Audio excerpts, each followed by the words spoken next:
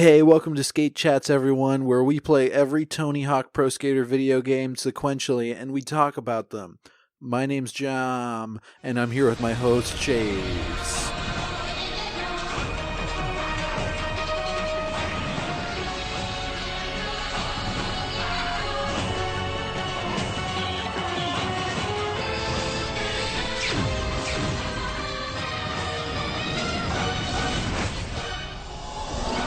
Welcome to ScapeChatz episode 30. I'm Allen, and I'm here with the Freslin fiend, Magellan. This week, we're going to be discussing Season 3, Episode 13, Scratch and Sniff, as well as Episodes 14 and 15, the two-part episode Infinite Possibilities. Scratch and Sniff was written by Lily Taylor, directed by Tony Tills, and it aired July 20th, 2001 in the United States. And it was wild. What's good, Magellan? What's up, man? Hey, I just want to say I really appreciate these new intro things that you're doing, and Farscape has no shortage of new nonsense. There's infinite possibilities of names for me to give you, yeah. Daedalus descends. Sorry. Oh, well, hey, here's a question for you. What did you think of Scratch and Sniff? Boom. Whoa! Turning around on you. If this is your first time listening, I've never done this before. If you can't tell, it sounds like we've never done this before, but also this specific thing we've never done. It's great. I kind of loved Scratch and Sniff. I really like when Farscape does genre stuff, and for them to tackle a thing that I didn't even realize until watching it was a very big part of the pop culture zeitgeist in the time that the show came out, which was like Guy Ritchie's cinematic oeuvre, and to like see them do that was super fun, even though it led to the weird problem of like those plots often involve either way too many characters in like a lock, stock, and two smoking barrels kind of way, or like too few characters, which is kind of what Farscape ended up doing, where it's like John and Dargo are kind of the stars of the show, and their handler, who's played wonderfully by Francesca Browder, Ben Browder's wife. Francesca Buller. Buller, yes, yeah. But like everyone else on the cast kind of like gets sidelined to kind of like listen and let them do their fun stuff. But what did you think? I had similar thoughts. I, like you, really loved the aesthetic. I didn't think Guy Ritchie immediately because my first association was Kiss Kiss Bang Bang. But I'm looking it up now and that was after, so it's an anachronistic comparison. I'm guessing they're both just drawing on Guy Ritchie as kind of that influence, but that idea of like the kind of fast-paced, funny detective crime movie from the early 2000s is something that I just love, that style and that pace. And also had like the quickness of editing of like a Natural Born Killers, which I did not like that movie, but it was similar to this episode in terms of just the volume of edits that were going on. So I loved that kind of departure from form and style that this episode was doing. And I agree that I had some issues with the way that the plot was arranged or orchestrated, but I didn't necessarily fixate on those issues because the episode was just moving at such a quick pace and was legitimately very fun to watch. I barely had time to take notes during this episode because every time I'd look down, it's like, oh, now we're in a nightclub. Oh, now we're on the beach, and now we're passed out and our clothes have been stolen. But before we get to that, let's do the fun little plot reading of the summary from the Farscape Illustrated Companion for Scratch and Sniff. Banished from Moya by Pilot, the crew find themselves at a party in a bar where they intend to drink and dance the night away. The next morning, Creighton and Dargo awaken to find themselves in a shop window in a precinct with all their money gone.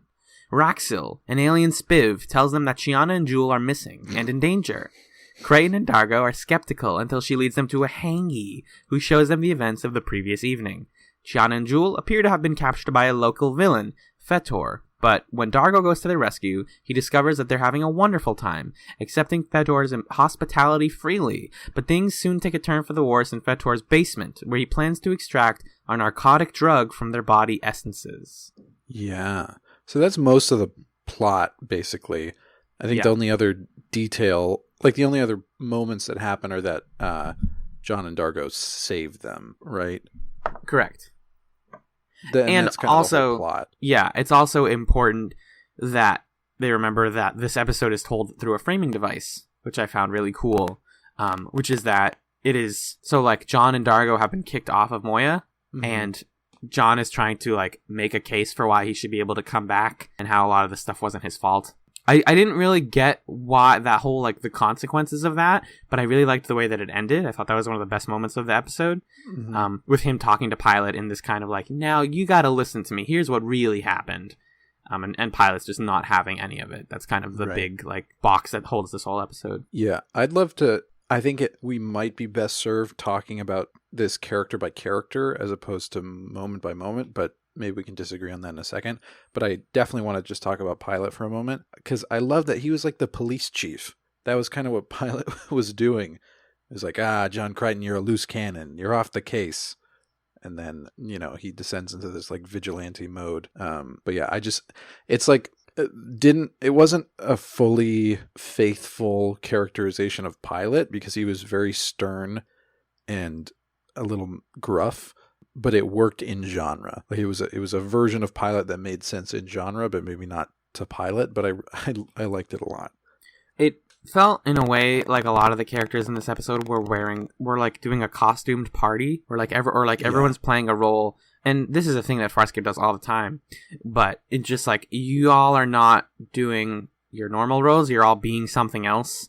So a lot of it just feels very performative. And that's why, like, the only characters that I felt like were on brand and were doing stuff that they normally would do were Dargo and John. I actually thought Dargo was doing a different thing than he usually does. Like, Dargo was allowed to be a lot funnier in this episode than usual. I agree. I just think that Dargo has always had that capability, and this was just a chance for him to cut loose. Like, given the opportunity and taken to a nightclub, he would totally dance his ass off with a bunch of ladies, I would hope. Yeah.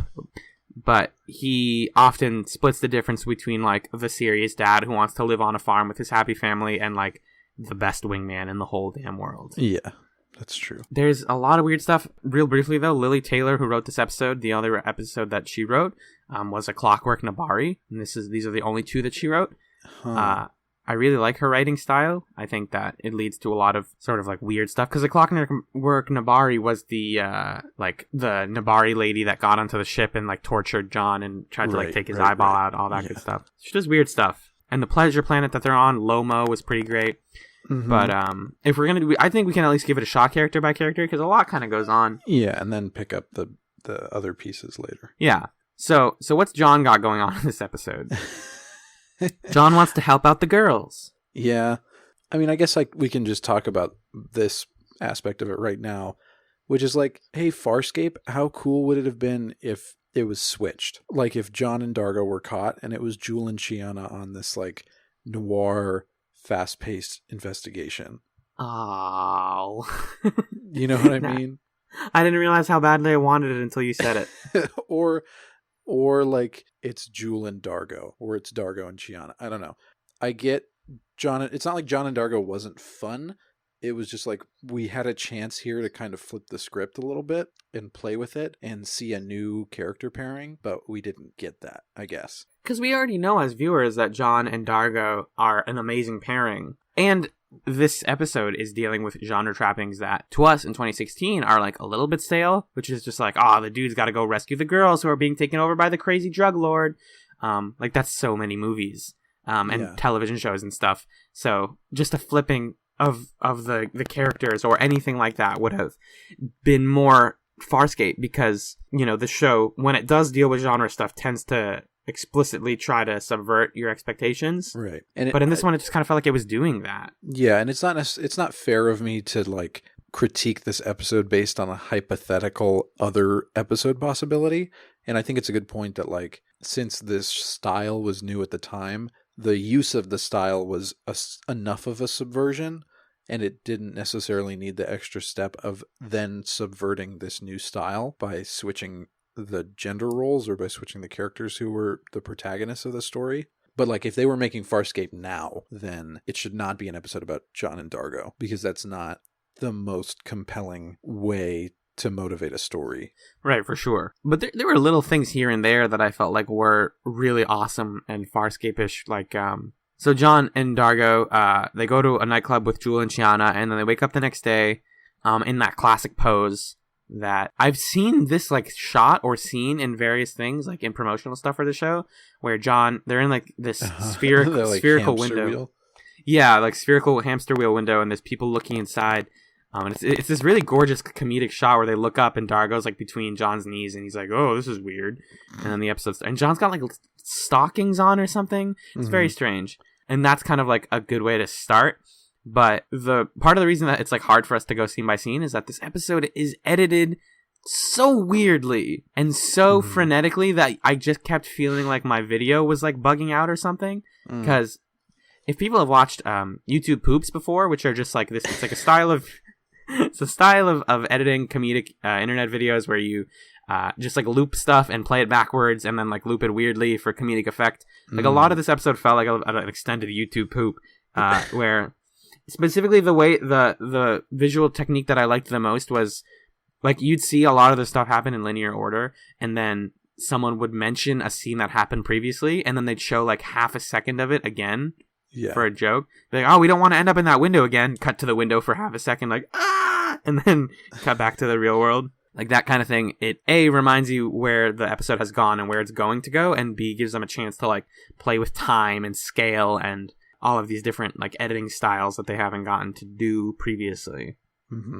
Yeah, I think that's, first of all, the YouTube poops comparison is somewhat apt because I do specifically remember a moment where Francesca Buller's character like said a line and then they like replayed the line twice more. Yep. Like just replayed the clip in sequence. So it was kind of like in the movie Hot Rod, the Cool Beans song. Have you seen Hot Rod? I've not, but I think I know the Cool Beans song. Yeah, they just say Cool Beans and then like Cool Beans gets repeated a lot. Cool beans, cool that kind beans, of thing. beans, yeah. And I think my favorite sequences in this episode were ones that played with that kind of non-linear storytelling. Specifically, I love the scene where Dargo busts in to try to save them and is like beating up those dudes in that weird beach house. Yep. And then he's also talking about what happened. So you already know while it's going on that he's going to fail. And that somehow like heightens the stakes a little bit because you're like, oh, how is it going to happen? Like, I know that he messed up, but what is it going to look like? And he's bringing in this energy of complaining and yelling. And it's cut really well. This is an episode where I almost cared more about who edited it over who wrote it or directed it. Obviously, those are big parts of it. Like conceiving of this sequence is very difficult. And then it's Tony Tills, right, who directed it?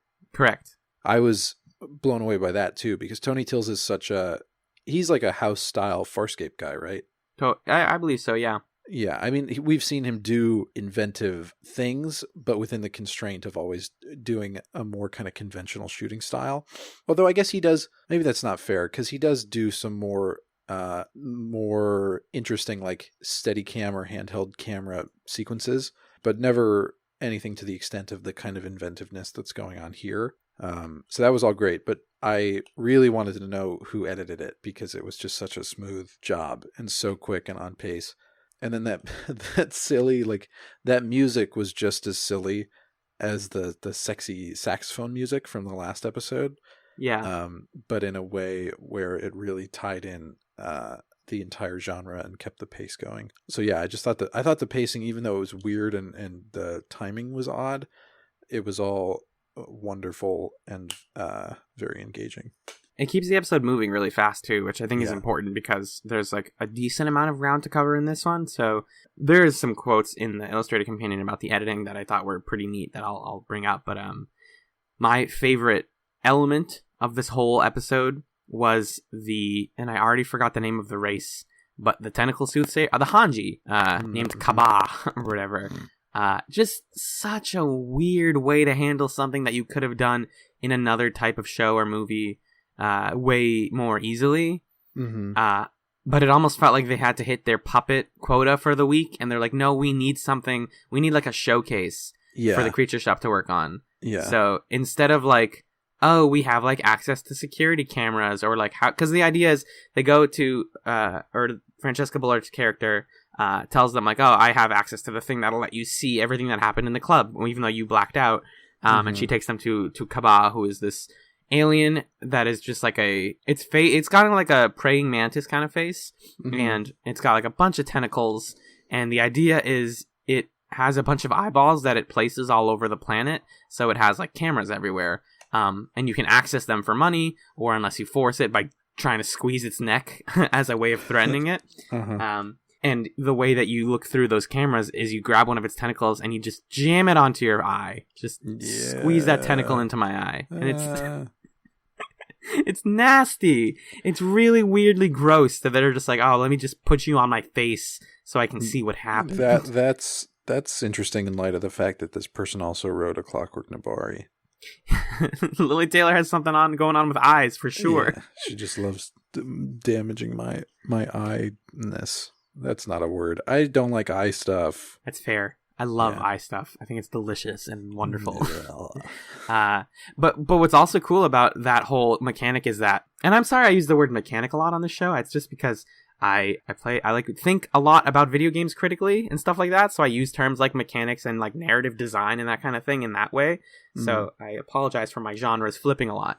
But it is a mechanic, like the way that their personalities and selves manifest in the like visual, like we're looking through the surveillance, is we are here, but we can't interact with anything, and we're watching the past happen.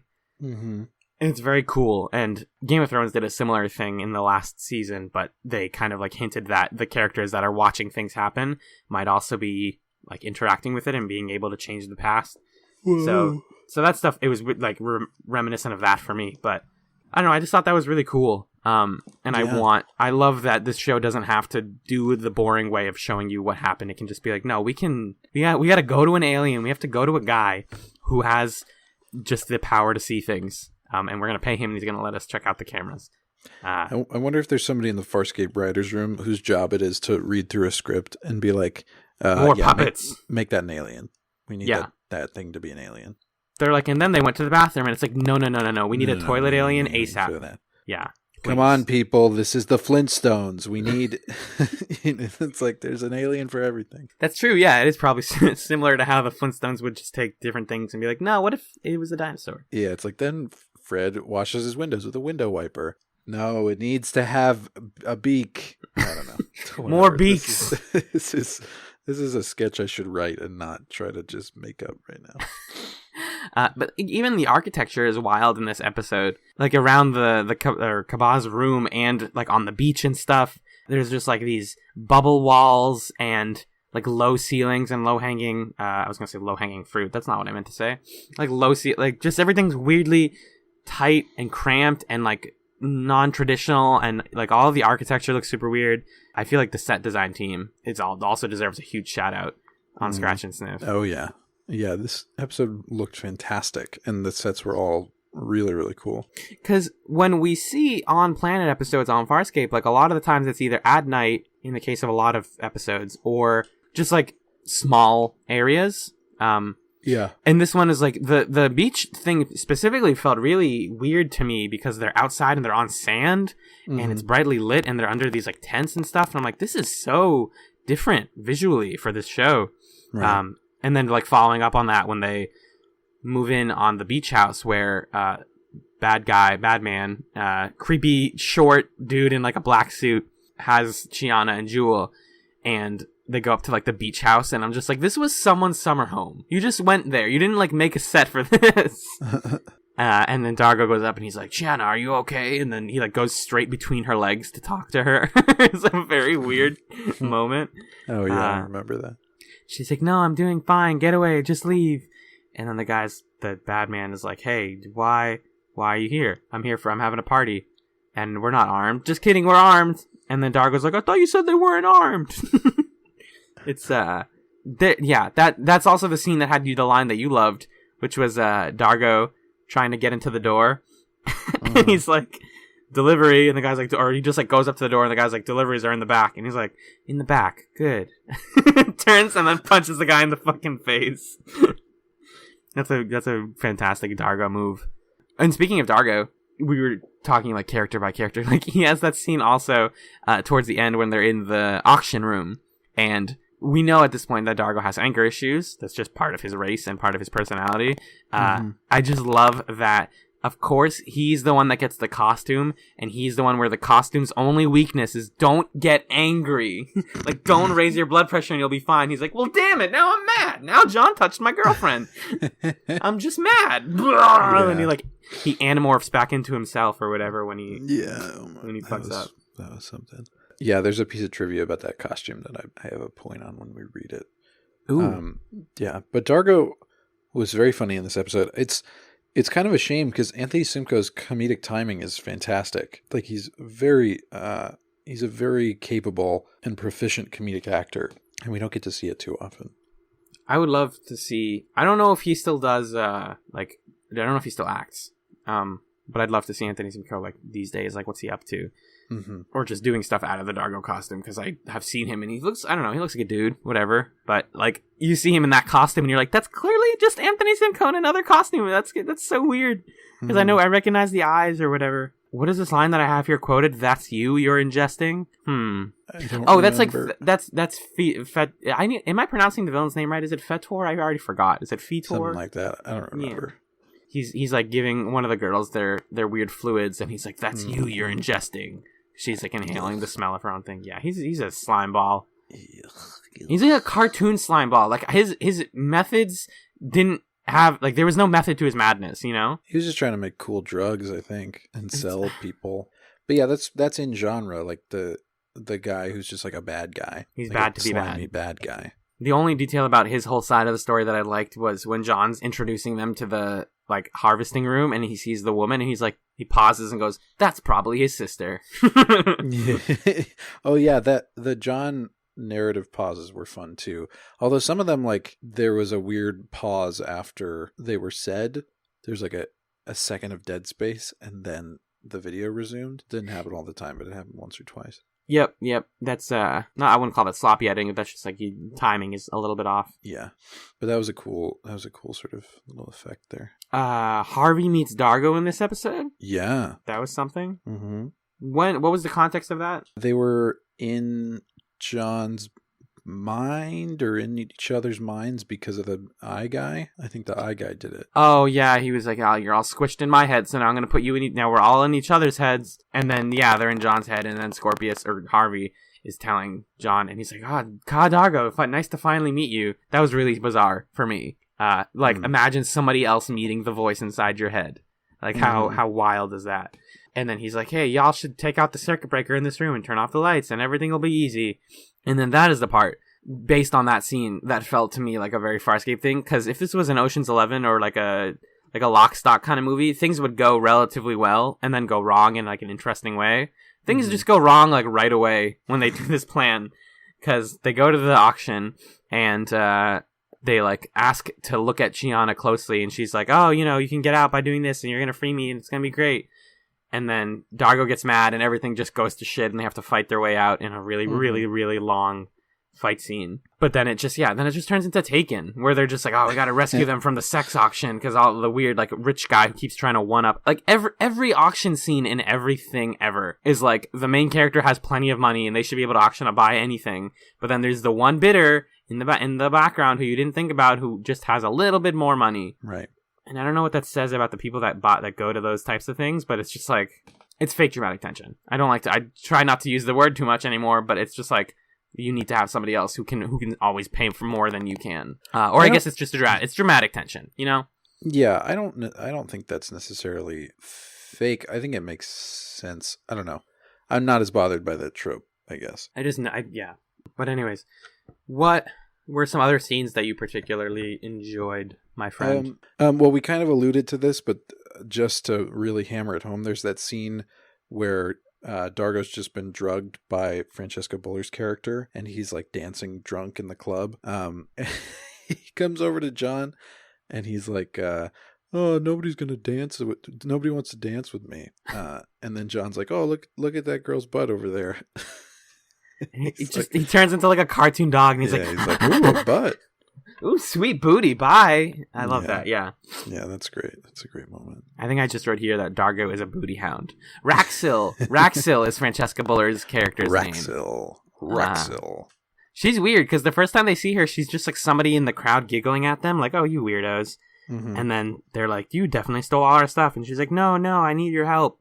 And also, yeah, the reveal at the end of the episode is like she orchestrated a lot of this stuff so that they would go in. Basically, she got Chiana and Jules. She let them get captured so that John and Dargo would go in and free everyone, including her partner. Right. Whose name I cannot remember, but I think that guy just like died. Also, it's discovered that she like invented the machine that can suck stuff out of people. Yeah, I don't think she like wanted it to be used for something else. Yeah. That sounds about right. But she like bribed the women that like knocked them out in the bar. Right. That's right. There was that scene at the part of the beginning when they're in the bar and they're like, hey girls, we have so much money on us. And I'm like, yeah, that's how you get, means you're going to get like kidnapped. It's like, come on. That's just bad form. You don't go to a club and tell people you have a lot of money on you. That's like asking for it. Raxel comes back in a comic book, a Dargo focused comic book, if people are interested in the character. Yes. I'm really interested in reading the ephemera of Farscape after this show is over, and maybe we do episodes on it, maybe not. Oh, yeah, maybe. Because, like, with Buffy, it's like, there's a ton of it. There's so much, and not all of it's good. I've heard a lot of it is bad, the comic books that are, like, continuing the show. There aren't comic books for Farscape that continue stuff, I don't think. People can correct me on that, but there is, like, canon and non-canon stories from the world of Farscape. And I would love to read that stuff, even if it's not having to do with our squad, Team Moya / Team Talon. And that's basically the episode, though. I think we just about covered everything. Yeah. They free the girls, and they're like, yay, we're good. And then Pilot's like, no, you don't get to come back. That was the part that made me laugh the most, was he's like, do you believe me? Here's my whole story. And then Pilot's like, Moya and I desire time away from your constant bickering. And this adventure, however embellished, does not alleviate that need. Bye. Just like, fuck off. Yeah, and then it really, come to think of it, like, what was the point of telling Pilot that story? So this gets back to my original question, which is, why did he kick them off? I think his reasoning is that he kicked them off because they fight too much. Okay. So then, in that case, why did they have to tell him the story? I don't know. This episode's weird for that reason. Because then he says, no, you all still bicker too much. Like, this was a great story, but, like, a lot of it's probably not true, and fuck off. Right. It's an open question if people want to answer that for us. Yeah. So when I originally heard that scene, I was like, they're not permanently kicked off, but I guess it's just funnier and makes more sense to be like, y'all have to take a week off to cool off or something. Like, go chill for a little while, and then we'll come pick you up on the way back. That's fun to me. Because it reminds me of, like, in season 1, where there was an episode where it started, and it was like, Dargo's mad, and he's on a bar planet. And you're just like, wait, why did Dargo leave? Yeah. He's just gone? And we were confused then, but now it's like, we all got shit going on. We're not gonna, we don't just live here. Yeah. Last thing I wanted to say before we close out this episode is that I felt a similar thing to when we watched, was it called Reunion, the Lawyer Planet episode? No, Reunion was going to be the name of that episode. Right, it's Dream Little Dream. Dream Little Dream. Thank you. That's right. Because when we watched that, I was like, oh, it would be kind of cool to have a sci-fi legal procedural. There's something about, maybe there's a show in there. And I feel like there's a show in this, in the kind of fast-paced sci-fi crime show. That exists. This is the same thing with the sci-fi medical show. Like, these things exist. Or they seem like they have to. It's just like, it's too easy, but I can't think of an example. Right. Huh. I'm 100% sure there's a sci-fi police procedural, though. They're like, come on. We got a fantasy one. We got Angel. Well, we've got any number of fantasy legal procedurals. I feel like there's more than one. Right. But anyway. There's an IO9 article about this exact thing. And these are all from, like, the 50s. Space Patrol, Rod Brown of the Rocket Rangers, Rocky Jones, the Space Ranger, Colonel Bleep. First of all, these names are incredible. Yeah, wow. Fireball XL5, 8-Man. Oh, I guess, Green Lantern. That's what we're saying is what we want. Green Lantern as a concept. I guess so. But yeah, that's Scratch and Sniff. Let's read some background information, my dude. Sure thing, my dude. The original script called for the episode to be a dark noir detective story. Whoops. Sorry. Francesca Buller, a.k.a. Mrs. Ben Browder, makes her third appearance and her third role on the show. So it's one per season, right? Yeah. All right, so then we get one more. I'm starting to recognize her, even though she looks drastically different. It's partly because I think for this one, Omen's told us, like, hey, you're going to see Francesca Buller next week. But I don't know. I still don't know what her face looks like outside of makeup. Anthony Simcoe, so this is the fact about his disguise, originally had a different voice for the disguised Dandy Dargo, but his regular voice was redubbed in ADR so viewers would know that it was him. Yeah. I really want to hear what his voice was. I feel like Anthony Simcoe does great voice work, because first of all, Dargo sounds nothing like his voice, his real voice. Correct. Second of all, he did like an American accent in the Earth one, but it was like a Scarin thing. Not the human reaction one, but the funny, scared one. Yeah, I forget what that one was. People know what we're talking about. Yeah. But he did like an American accent in that was really funny. I just want to see Anthony Simcoe do more comedy, I guess. I love him. The beach scenes were filmed at Maroubra Beach, a popular Sydney resort, at 8 a.m. in freezing cold temperatures. Damn it. It's like Wet Hot American Summer is a movie about a fun summer camp, and they recorded it in like a spring in the rain constantly. Yeah. This episode contains over 1,300 picture edits. It's a lot of edits. Gigi, this is a fun one. Gigi Edgley juggles fire sticks in real life and was encouraged to do so on the show when she was noticed doing it in her off-camera time. That scene is hilarious because the whole point, they're referring to a scene in the club where she is like being flirty and sexy, and then like the guy comes up to her and he's like, "Hey, you're flirty and sexy," but it's her juggling fire sticks, and I'm like, is that sexy, or is that just kind of a cool trick that she can do? Yeah.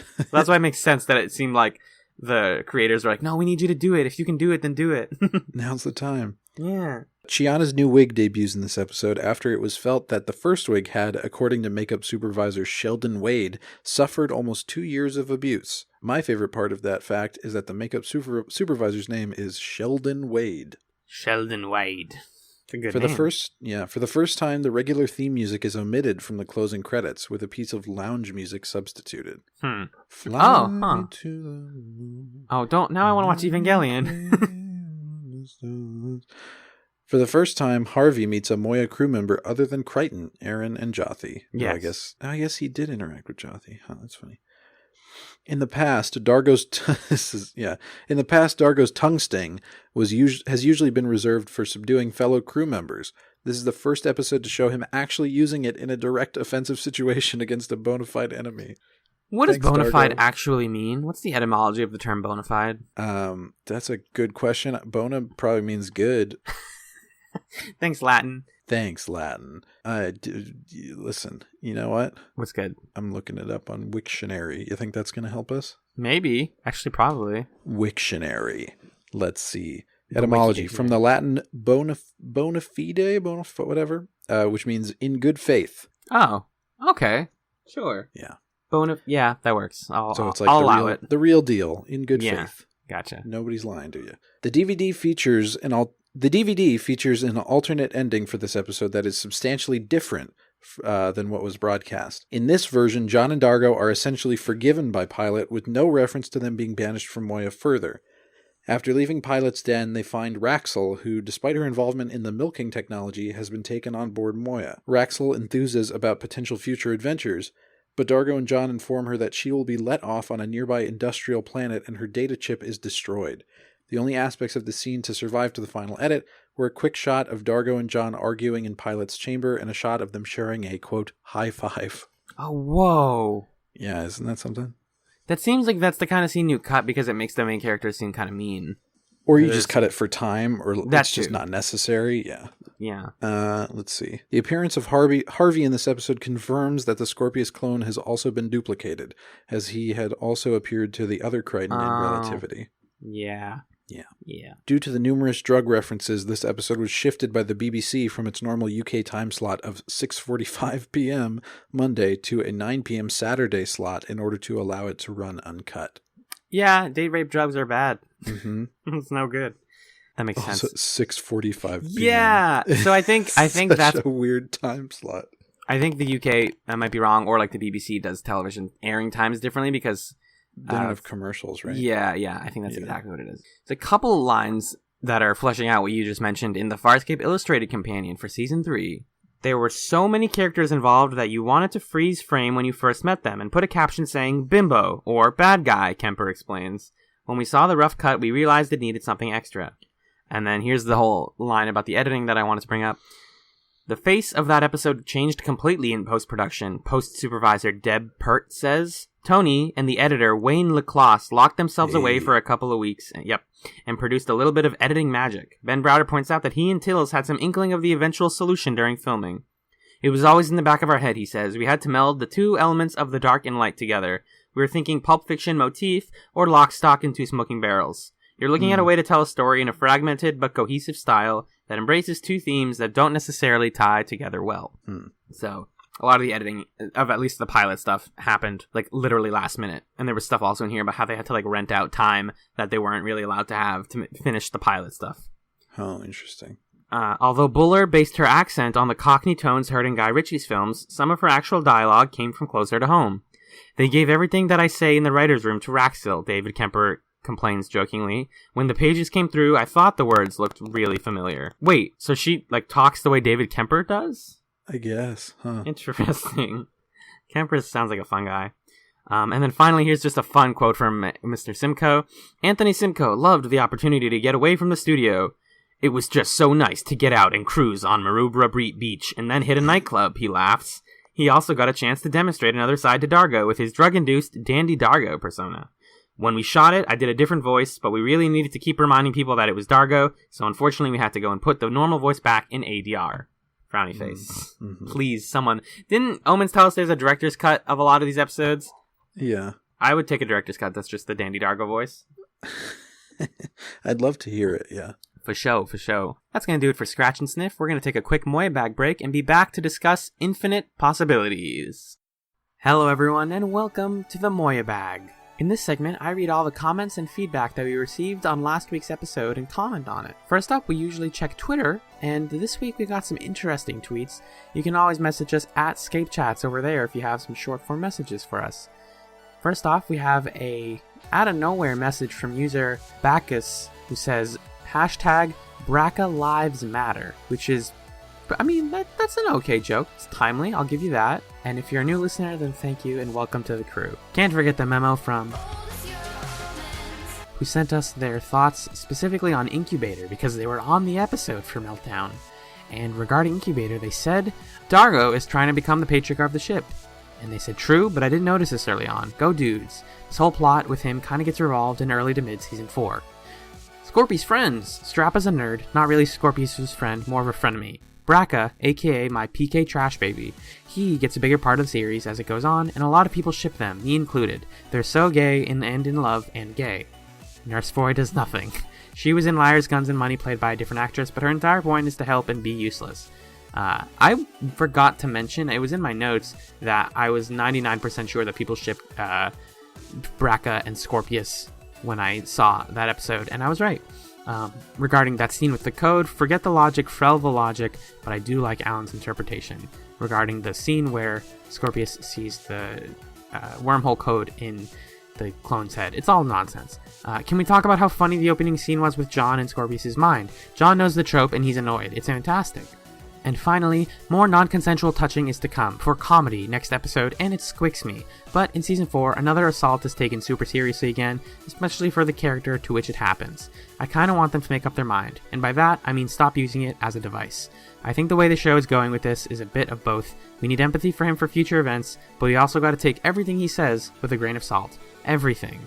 For the future. Thank you, Omens. We appreciate the comments. We have some new messages from recent new listener, No Class Twit, who says that they love the show and they hope that we eventually stop seeing Rigel as just a puppet. And in regards to Scratch and Sniff, which we just discussed, they said it's a very divisive episode and most people think it's too bizarrely done, but they have a particular fondness for it, as they always do. Next up, we get the return of lovely commenter. My name is Angela. Hey, hello. And she says that popular opinion is that Chiana, possessed by Lava Girl, doesn't have sex with Crichton, but does somehow zap him to orgasm, which is a very Farscape thing.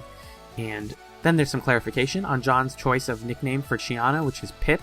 Chiana's nickname was supposed to be Squirt. Browder changed it to Pip regarding Great Expectations. He thought it fit her better. I feel like I've read before that Pip was a Great Expectations reference, but I forgot. And I'm probably going to forget again, but thank you. And I'm glad that now it's most definitely on the recording. And they're still working through our podcast, and they said that they're trying to catch up, and they really liked our Old as Your Omens guest episode, which was last week. And we've actually gotten a lot of positive feedback about that, which makes me really happy. Because we had a ton of fun recording it, and we were nervous doing our first guest episode. Like, are people going to like this? Are they going to think the dynamic is weird or what? But it seems pretty much universally that people were pretty big fans of Omens and her contributions to the show. And we'd love to do more guests before we finish, or even when we're doing bonus episodes at the end. If you'd like to be a guest on ScapeChatz, you can send us a clip of your voice to scapechatz@gmail.com. Moving right along, though, we have the Reddit thread, which can be found as always at reddit.com/r/Farscape. Top comment this week is from Roombot, who says, "Another great episode, guys. Also, kudos to your guest this week. Sometimes when there's a new person on a podcast, it breaks the dynamic of the show and makes podcasts seem a bit unbalanced or even uncomfortable. However, this was not the case with ScapeChatz. Old as Your Omens was excellent, and I enjoyed listening to all three of you discuss Meltdown very much." Roombot, you are so nice, and we are overjoyed that people enjoyed our guest episode. Blue Blaze Spear, coming in as always with the long comments, which I'll save for last because I kind of want to dig into this one. But first, I'll get to this comment from Leo Chris, who says, "Listened to the podcast a few days ago and forgot to comment, so I don't have many specific things to say, but I did want to say that I loved Omens' contributions this week. Also, I didn't think there was any issues with your discussion on Incubator. You handled the subject matter really well," which we always try to do, and thank you. And here, going back to Blue Blaze Spear, regular commenter, long-form commenter, wonderful human being. "I totally feel Dax static as a fellow verbose commentator. I can do nothing concisely. And we wouldn't have you any other way, Blue Blaze Spear." Magellan asked to what other applicable words people pulled out of the word Farscape, and the closest thing I can remember from back in the day, fans from the more southern areas of the US noted that where they're from, Farscape means fire escape, which is funny to me. And also kind of ties in with Ben Browder's, or rather John Crichton's, upbringing, I guess. "I get that you guys wanted to use care when talking about the rape in Incubator. I've always thought fondly of this episode, but that part was the one thing that always made me conflicted. The show had been a bit rapey a couple times before then, but this was a full-on assault, and it feels sort of tropey to have the villain be the result of rape." Which I agree with, and that's what we mentioned. "I think we're supposed to feel weird and conflicted about it, and, if so, kudos to the creators, because that's how I feel." I'm glad that Clone Crichton calls out Scorpius. He essentially says, "Sure, the Scarens seem evil, but have you acted any better than they have? As bad as the Scarens seem here, I appreciate the Neural Clone ultimately concluding that two wrongs don't make a right, and that Scorpius can shove off. It was fun to hear a new voice chiming in on Meltdown in the form of @OldAsYourOmens. There was always a possibility that the whole thing could have turned into a hot mess, but it worked out pretty solidly. I don't think that anybody who listens to the podcast was shocked that this would be your first guess." Which is funny to me, because you're right, 100%. Ever since Omens first started laying down those awesome memos, we were like, yeah, we should probably make this happen. It went well enough that I'll be interested to see if anybody else will now jump in. The call is out there, folks. Any of you want, you can come in and you can try and be better and do it and talk about whatever episode you like. Omen's talking about Meltdown being a good sick episode. The heat-inspired title made me think of Season 4's Lava's a Many Splendored Thing, which is not a good sick episode. And I've seen various reviews ponder the concept of consent during this episode because John and Aaron were drugged during their sexual shenanigans, essentially. For me, there was enough indicators that along the way suggesting that consent wasn't compromised in this situation. The biggest cue for me was after the crisis was averted, there were no regrets on anyone's part. I can see how it might give someone pause, though. And that's basically all I have to say on that. I would just be repeating what you're saying, Blue Blaze Spear. So thank you to all the Reddit commenters. If you are a Reddit person and you want to jump in on the discussion, it's always there. We post a thread every week. Shout out to the mods of Farscape for letting us do that. Much appreciated. Finally, we have one email this week from Dax Static. I put a shot to your system. I'm going to read this whole one out because it's relatively short. Greetings, Alan and Magellan. Hope you had as good a time watching these 3 episodes as I did rewatching them. I must confess, Scratch and Sniff is one of my favorite episodes of not only Farscape, but just about all of TV. It's definitely the one episode I've seen the past couple of years the most. It's so out there and wacky and different, even for a different show like Farscape. I've shown this episode to friends who've never seen the show before, and they all admit to liking it even though they don't know what the hell is going on. Sadly, it didn't convince anyone to watch the rest, but they really liked this one at least. Even the music makes me laugh. I do think this is a fun episode to show people who haven't watched the show, but it might not get them to want to watch more, because it's very self-contained. But it's interesting that you showed that to people who haven't watched it before. Then there's the awesomeness that is the 2-parter Infinite Possibilities. Farscape doesn't often do all-out action, but when they do, oh boy. Aside from Stark still being ever so creepy-faced when talking to Aaron, what I'm starting to notice the second time around is how annoying Talon is getting by never listening to Crace. Which, this is Allen speaking, that's kind of, to me, explained away by the Talon as a sassy teenage boy kind of thing.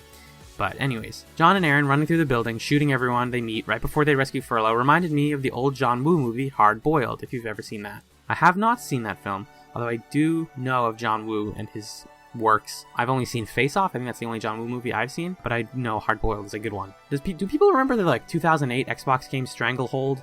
That was a John Woo property, I think. And Chow Yun-fat was the face of the main character. Stranglehold was really weird. Anyways, this week we finally see Harvey in Moya John's head, but only ever so briefly. The other John gets rid of his Harvey for good, at least. We think so, since he dies at the end. Whoops. People should have watched the episode before listening to this episode of the podcast. And we can never really know if that Harvey was 100% gone, but I like to think he was. And of course, sadly, the story of the two Johns comes to an end. But of course, you know the repercussions. From all this is going to have to be big once everyone gets back together. Finally, thank you for the bumper you made me. I love it, though I still feel like I'm not worthy. Oh, an awesome job by Omens last week. She fits in great. It's as if she was always there. I like to think that maybe Omens has just been hanging out in the background while we record, but that would be also really weird. So, I'm going to pretend that it's true and then joke about it, like I just did. What? Anyways, that's going to do it for the Moyabag this week, folks. If you want to email us, we got that in there. We've got tweets, Reddit.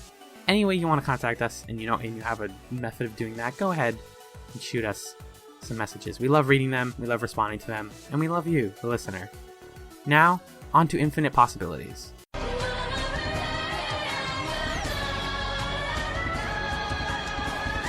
Infinite Possibilities is a two-part episode. The first half, titled Daedalus Demands, was written by Carlton Eastlake, directed by Peter Andrikidis, and it aired July 27, 2001, while the second half was entitled Icarus Abides, and it was also written by Mr. Eastlake, but it was directed by Mr. Ian Watson, and it aired August 3rd of the same year. John, this was a lot for this week. Not just because we watched 3 episodes, but because, holy shit, we lost a character this week. Yeah. Well, kind of. Sort of. Right. It was a unique set of circumstances. I think it's a good choice for us to cover the two of these as basically one long episode, because it's a two-parter. The main, my opinion of the two of them basically splits as the first half felt really exciting and weird and I was really exciting to see Jack the Ancient again.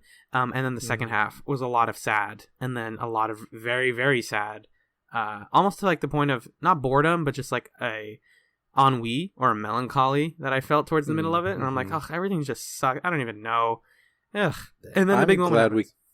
I'm glad we covered them as one, just because that cliffhanger at the end of the first episode, I legitimately said out loud, "Oh, come on," to it. It was ridiculous. Right. And it's the classic television thing where the next episode solves it in 2 seconds. Yeah, it's exactly. Anyways, it's fine. But it's just seeing Jorp again and getting to write Jorp in my notes again was really pleasant and exciting for me. It was worth it, yeah. Yeah. So what did you think overall of these episodes? First of all, these episodes coupled with Scratch and Sniff, this whole trio is such a great showcase of Farscape's full range, comedically and dramatically. It can really just kind of hit pretty much everything. As for the episodes themselves, I thought the first episode was pretty rad in terms of all the elements from season 1 that it was bringing back and making relevant to the current plot as it stands. I knew I had kind of spoiled for myself that these certain elements, that Furlough and Jack the Ancient would come back here, but also I think we together kind of spoiled that when we watched episodes with them earlier, and we're like, oh, are they going to come back? And they did, or it said that they would. Yeah. So I wonder what it would have felt like to watch that first episode live when it was airing. Because it starts with that moment of something weird's going on, and immediately John is like, oh, this is the Ancients. Yeah. And it's what, the what? We haven't seen those people for 2 seasons. Which translates to about 2 years in the show and in real life. Right, exactly. So it's, I'm wondering if people would even remember, especially that moment where Jack's talking to John, it's well, did you give anybody this information, whatever? And then John immediately is like, furlough. And people in the audience were probably like, who? What? That side character from that weird episode Furlough's the type where of character Dargo that and you're John just like shake hands and almost Sorry. make out with each other. Yeah. Yeah, but we can talk about Furlough. Anyway, so that's the first episode. It's really cool that they're tying all these things together. Because of the way that we're watching this and the way that we're like paying attention to everything, it was rewarding. But I don't know what that would have felt like in the span of watching the show live. Like if you would have been like, oh man, it's this stuff. Or if you would have been like, what? Like Jack the Ancient, I can see that's great because the human reaction is great. It's a classic episode, right? Yeah. But Furlough, it's like, what are you talking about? But that's great storytelling that they're kind of using everything that has happened. Right, we've established at this point that Farscape is a show that's really good at picking up pieces that it's set up earlier. It's actually a very comic books sort of thing. I've been reading a lot of those recently and kind of thinking about the way that these like arcs pick up from each other. And I think the Previously On helps because hell if I remembered who Furlough was until the Previously On basically summed up the whole plot of her episode. You know what? What's up? Netflix automatically skips the Previously Ons, I think. Or at least it does for me. Right. So I didn't even think that you could have happened. Yeah, that's funny. Yeah, the Previously On was basically like, hey, here's the plot of the whole Furlough episode, and here's it was like pretty long. It was like, also here's the neural clone, and here's Jack the Ancient, like everything. Okay. Well, I take back part of what I said. I think it's still, watching the Previously On, you would probably be like, what? Why is this relevant again? But I guess it does refresh that information. It's a pretty common thing when sort of like larger scale shows like this want to pick up something and they got to be like, well, okay, hold on. You need to remember who this character is. And Furlough, for us, I remember being like the most memorable thing about that episode, which I don't think we liked that much, because that had like Maldus or something in that episode. And we were just like, oh, no, it didn't have Maldus. It was till the blood runs clear. Those trackers were coming after them, and then there was sand and the goggles and the fake Scorpius hologram, all that stuff. That was a cool episode, but I don't remember we didn't like it for specific We didn't love it. We didn't love that episode, I don't think. The other thing is, like, it almost feels like this is a part 2 to that specific episode because they spend a lot of their time on, I think it is Dambada, the name of the like planet. Yeah. On. Yeah. It's a great name. And it led to some of the best action scenes that this show has ever seen. In like, just in case you didn't know that they watched a lot of Mad Max because it's Australia and they cribbed half of the actors from the Mad Max movies, we just have dune buggies now because fuck it. Yeah. Dune buggies are sweet. Yeah, I thought that was awesome. So I've spoken to the first episode. I think the second episode was this odd mix of like a lot of filler. Like a ton of filler. Great action with the dune buggies, and then just like a sad fest at the end. But it was paced pretty oddly. Is it weird to say that I got legitimately bored during Icarus Abides? I don't also know. I also did. Okay. And I paid enough attention, like I knew what was going on. It took me a second when John like saw the blue light, and I'm like, oh, but knowing history, like knowing how real history works, and there's like amazing note about this in the illustrated, but like that moment, you're like, yep, that is it. John has died. So I was like not floored when it happened, like they were in the bedroom, him and Aaron, but that part was also amazing. That just wasn't a surprise to me that it was confirmed. There's like specific stuff about that scene too that I think we should talk about, but we'll get to it.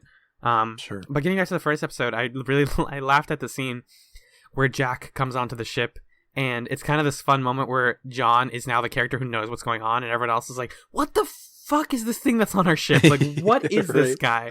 He looks like some weird white guy, but then he's like also talking like a weird alien. And then Grace is like putting a gun on him, and he's like, who are you? And then Jack is like, my name is but you can call me Jack. I wrote his name is Dingle Dangle, which is not. That was funny to me. And then there was a really long battle scene, and I want to talk about Grace. Oh, sorry. Yeah, we can talk about Grace. Just a quick note on Jack. I'm bummed that they did him CG. Yeah, huge bummer. Because the puppet was really cool. It was that they had awesome. the human reaction.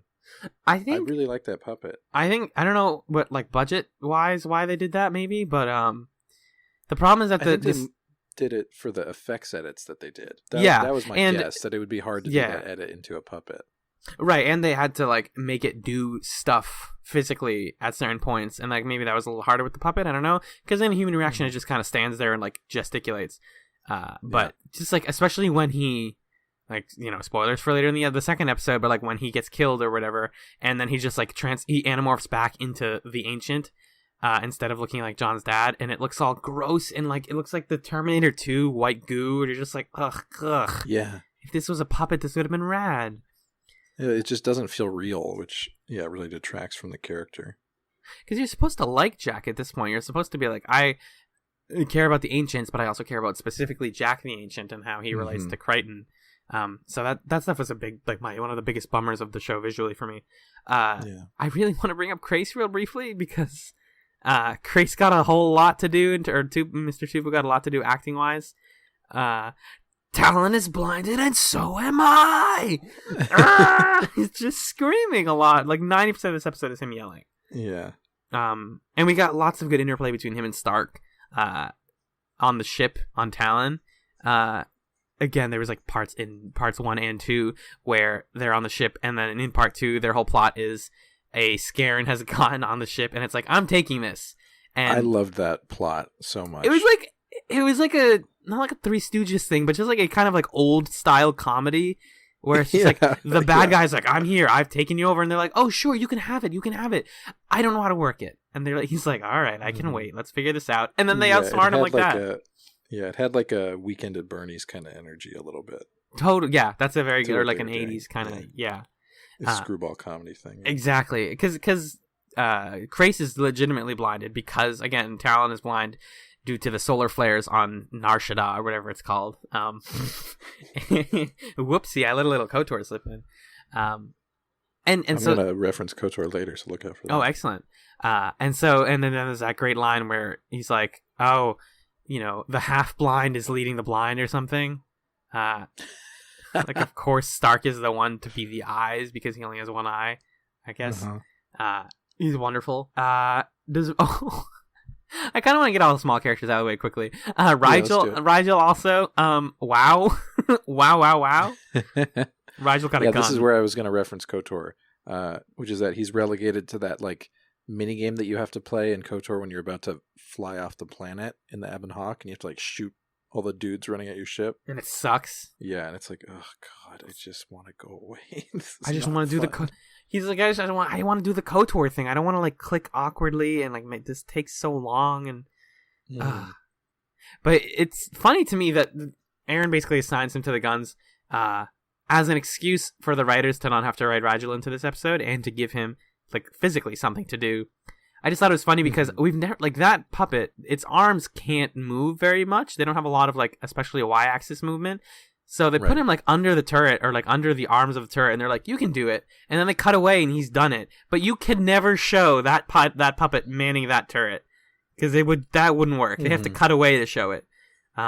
Which was funny to me because he does do really well. He actually like kind of kills it. And it was nice to be like, oh shit, Rigel's kicking up his weight tonight. This is really good. Yeah, it's not his fault. Yeah, that was cool. Nothing bad that happened this episode was his fault. And it was really funny how he was talked into that too, because he had that conversation with Aaron, and because this is a race, what are they called? The things that they're fighting? The Charids, something like that? Yeah, the Charids, yeah. Yeah. Talking about how the Charids had gone to war with the Hynerians and killed a bunch of them. And then he was like, something about like a Dominar's never been forced into service. You can probably we can look for the exact quote in the transcript. And then Aaron talks him into it by saying like, oh, were all your soldiers conscripted into the military? Like, I just wanted to know if there was a sense of honor and sacrifice in Hynerian culture. And he's like, all right, well, I guess I'll do it. Yeah, he says Dominars are far too valuable for combat, much less front lines. I really liked and this is like a pretty subtle thing that they do, but the hinting that the Hynerians and the Charids are like predatory races to each other, or like a predator-prey race. Like they are the eternally at war. That is a very common thing in sci-fi, is to have like a race that we're used to and then be like, also here's the one that hates them eternally.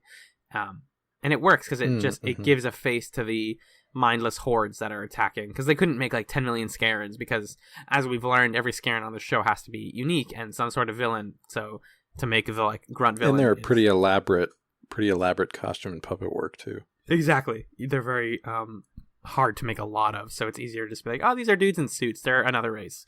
But to also justify it as like, these are the race that Rigel's people have gone to war with forever, is really clever of them. Yeah. And then there's Furlough, who is just in it for herself. Yeah. You texted me "fuck Furlough" at some point. I did. I mean, in a way that like the episode wanted me to think that, you know? Yeah. Like I think she's a well-crafted and rounded and performed character. It's just she's crafted and rounded, performed in a way where you're supposed to dislike her and her motivations. Magda Zubanski is the name of the actress who plays Furlough. And she's awesome. She's got that really cool eye thing, which I think is just contacts, but it kind of makes it look like she's always looking at you with eyes wide open. It's not the tune to that song. She's got like a weird level of awareness to her that not a lot of the side characters on the show do. She kind of knows what's going on. Yeah, that's a great point. She knows all the angles in a way that other people don't. And she's playing everyone in a really smart way. Like, she clearly from the beginning is like, I know who I'm working for, and I feel no guilt that I'm potentially leading to good people dying, because I'm not based on a moral code. I'm based on money and self-service. Yeah. I kind of got sick of everybody trusting her, though.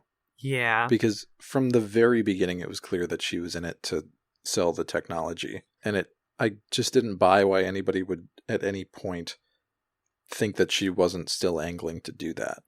Right, and like I feel like I knew that from Till the Blood Runs Clear. Like, of course, this lady's going to be in it for the to sell the technology. She's not going to like use it to save the world or give it to the good people. So in a way like that, she is playing against Jack, actually, who is the character that's very much like, it is extremely important that I keep tabs on everybody who has access to this. And John doesn't tell him about Scorpius or Harvey for a while, and then that's a big reveal in the end of the first episode. And then this was the moment that I started to think that John wasn't going to make it.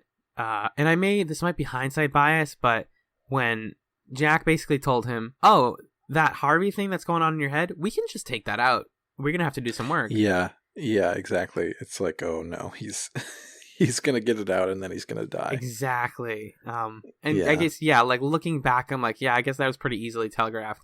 I don't think I necessarily picked it up in the moment, but I was certainly starting to raise some flags of like, this is like the whole thing that has defined John for a season and a half. This can't just end. You can't just resolve this. Yeah, exactly. And you kind of also know that it means that Jack is going to have to die, because otherwise he would just pop over and do it to the other John. Right. It's the same thing, like they can't, like we said a couple weeks ago or something, they probably won't just kill one of the Johns. Like we just said that a few weeks ago.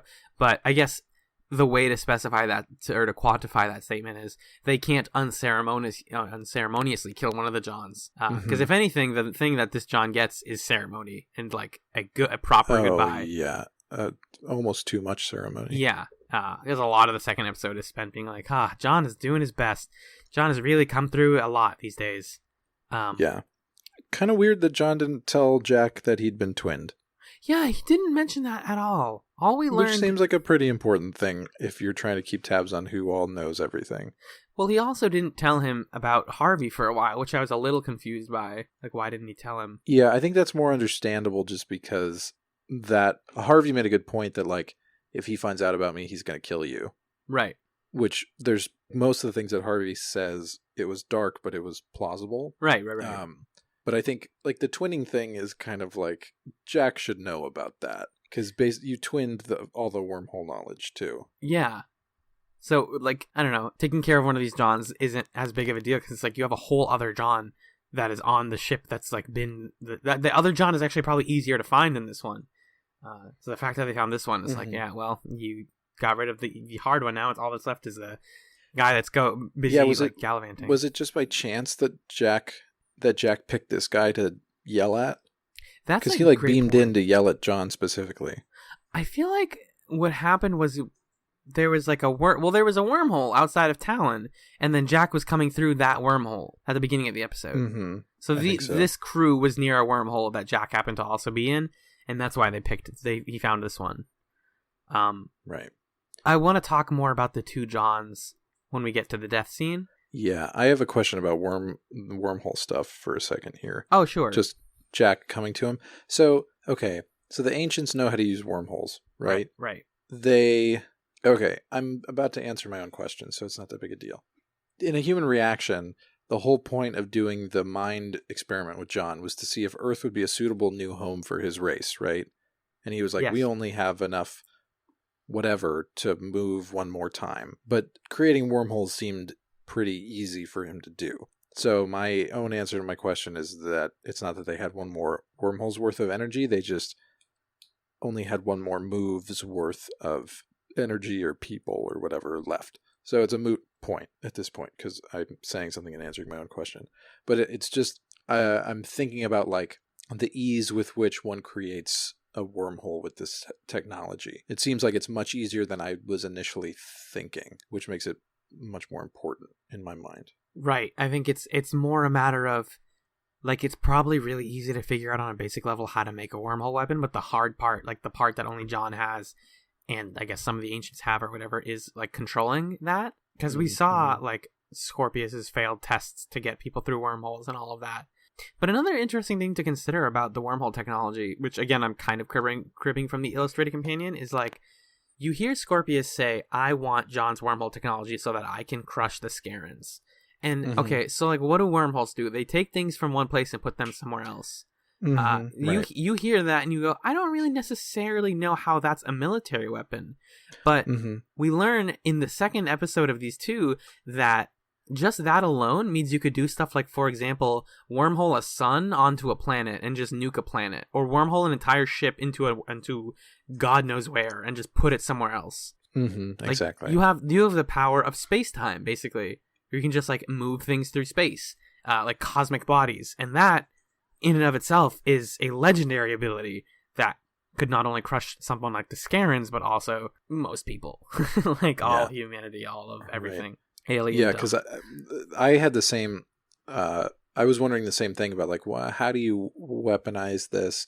And then John is talking to Aaron, and she's like, "Is this the kind of weapon that can destroy a ship?" And he's like, "This could destroy a whole planet." And I was like, I don't know about that. And then he's telling Stark and Crace, put the ship in the path of the wormhole that I'm about to create.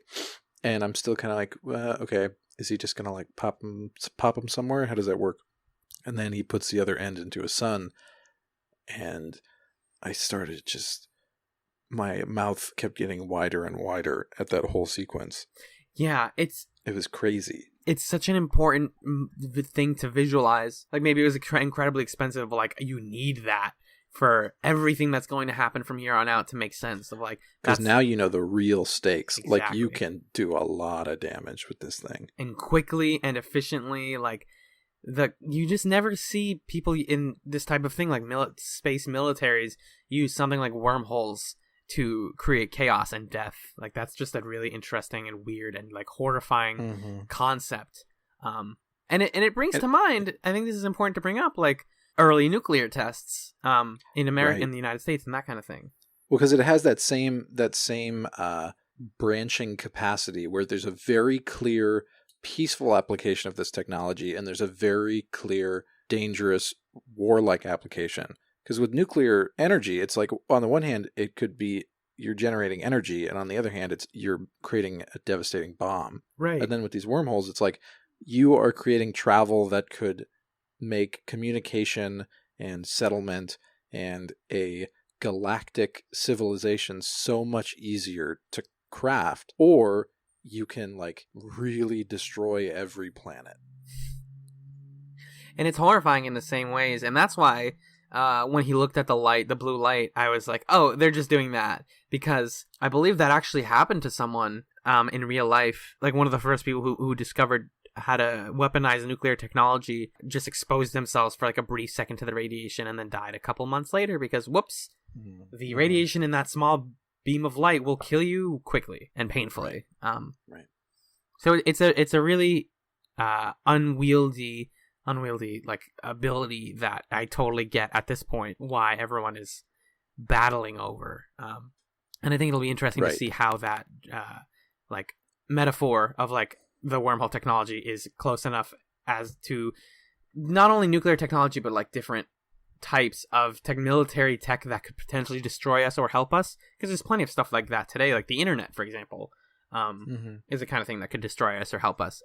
So that kind of thing it's a pretty clear metaphor that I'm interested to keep tracking as the show. Yeah, I think also another piece of it, of the debate, the philosophical debate about wormholes that this example brings up that is somewhat different from the nuclear example is because in our history, nuclear power began in the hands of the United States, right? So it was already associated with a global superpower, which created the urgency in other global superpowers to develop their own nuclear programs in order to kind of keep even, right? Yeah. But Furlough, when she's talking to John after Jack is dead and trying to convince him, like, hey, we could still make a lot of money with this thing.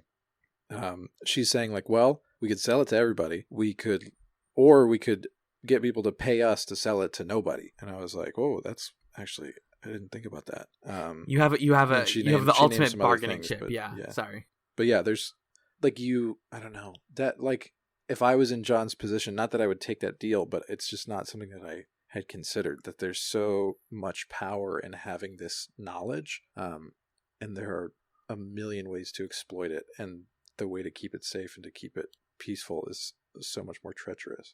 Yeah, and the line specifically here is, we can sell it to everyone as a deterrence, give it to no one, and charge them to maintain the balance. Or we could keep it to ourselves and find a peaceful application. He says, Furlough, is it always about the money? And then she says, is there anything else? I mean, how much sex can you have? Oh, I love this line, yeah. And he's like, yeah, good point. Fair enough. Well, I like his line. What was his line in response? Oh, I don't know. I haven't maxed out yet. It's a fun line. Yeah, they got some good back and forth. They're kind of like they work the best together.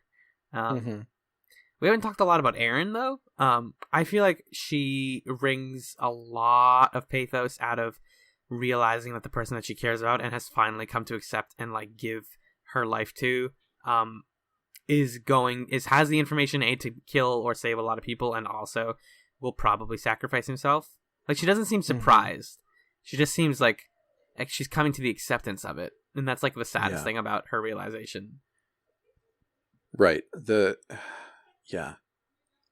Claudia Black is just so phenomenal, because she can really travel through power and vulnerability moment to moment in a way that's like constantly captivating. And I don't know, it fills the screen and it feels huge. And she has, like, between these two episodes, she has several moments of really scene stealing emotion. Because you have in the end of the first episode going into the second, where Harvey takes over John briefly and is trying to trick her into killing him. And she's so tortured about it because she just can't do it. But she knows that she has to, or she thinks that she has to, given the circumstances. And we could talk more about Harvey and about that moment in a minute. And then, of course, you have John's death at the end, and the moment where she realizes that he's dead. But then also the part where he's like, okay, I got to go fly this thing and set off this weapon. And she's like, so it's your life for everybody else's. And he's like, yeah, of course it is. This is an exchange that's worth finding. Yep. In the transcript. But basically he's saying, like, yeah, of course it is. What would make me different from anybody else? And then she says that, well, the difference is that I love you. Yep. And it's like, wow, there you go. She says, you'll talk me through it, you will get help, and you will not argue with me on this one. He says, damn it, this is not something I can coach you through. It's half intuition, half feeling. I know it like I invented it. And then she says, it's your life for everyone else's, and you're different how? I'm different because I love you. And then he says, then you know I have to do this. I'm coming back. Which, woofa-doofa. I wished that, I don't know, John's death bummed me the hell out, but I just feel like the show has so many moving pieces that I was like, this is important, but like, we are onto so much bigger things now, and I'm so happy. Like, that bummed me the hell out, and it felt like such a tender, personal, like, really intimate moment between two great actors in that scene. But there are bigger things going on now, so I felt like I wasn't wrecked by it at the time, and that may just because I was like cold and I was like not paying super duper attention to episode 2. But I was sorry, go ahead. No, that's all I was gonna say. I wasn't super wrecked by it for a few reasons. I think one of them is that we have another John Crichton. Yeah. Right. Yeah. Like that character's not dead. We're just still gonna see that character for the rest of the show. And then the other thing is that this character had such a fulfilling death. Like, this is the perfect way for him to die. Yeah. Yeah. And it fully fulfills and closes off a lot of who John Crichton was in season 1, while still opening up potential for the other John Crichton to move forward and to do a lot of good. I agree. There's lines in the companion that I'm going to read about the John stuff. So I think we should do the background info for part 1, and then we're just going to go into part 2 and kind of wrap up. Yeah, that works for me. Okay. All right. Part 1. Okay, background info. This is from, just in case we haven't said it in a while, farscape.wikia.com, the Farscape Encyclopedia Project. Thank you, Farscape Encyclopedia Project. Thank you. Okay. Ben Browder and Wayne Pigram were among the last to ride the roller coaster at Luna Park. The coaster was dismantled shortly after filming and transferred to Queensland. That's pretty cool. I want to talk about those sequences for a minute, because I think those were my favorite part of the first episode.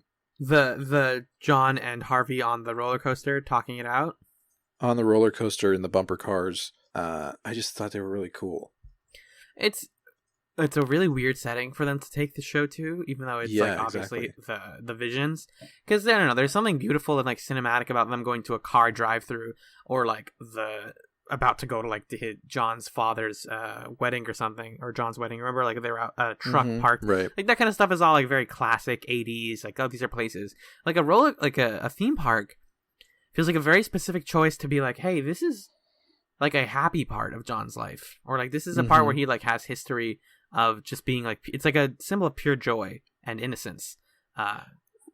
Right. Well, it's like visually very joyful, but at the same time, these rides are meant to induce fear, and there's violence and fear in this environment that enables the joy in a way that makes it kind of haunting and maintains the frenetic, high-paced energy that the episode wants to maintain, while still doing this kind of visually very, very different thing.